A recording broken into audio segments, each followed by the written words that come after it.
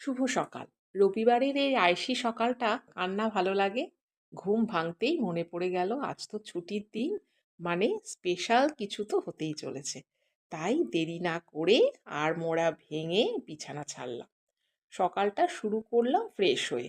দাঁত ব্রাশ করে নিজেকে একটু চনমনে করে নিলাম। আর আজকে তোমাদের দাদাভাই আমাকে চা করে খাওয়ালো।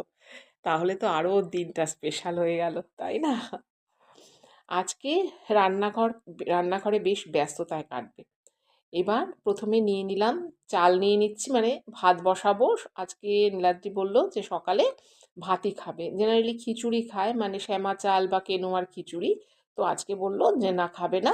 আসলে কালকের মাছটা রাত্রিবেলা আমি আর মেয়ে কেউই খাইনি, লুচি আর আলুর দম খেয়েছিলাম। নীলাদ্রি ভাতই খেয়েছিল। সে মাছটাও রয়েছে, বললো আমাকে মাছ আর ভাত দিয়ে দাও।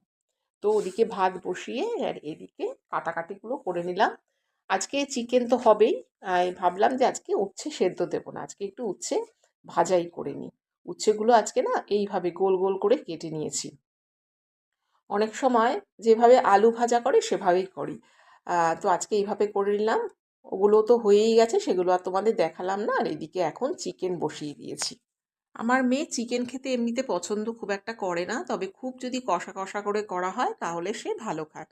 তো আজকে একটু টক দই দিয়ে করলাম। দেখবে টক দই দিয়ে চিকেনটা করলে চিকেনটার স্বাদটা বেশ অন্যরকম লাগে।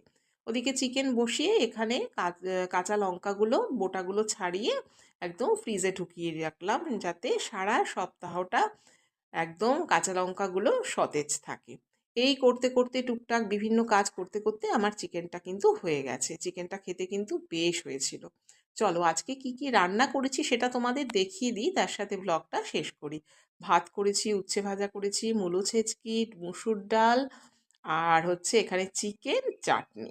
আজকের মতো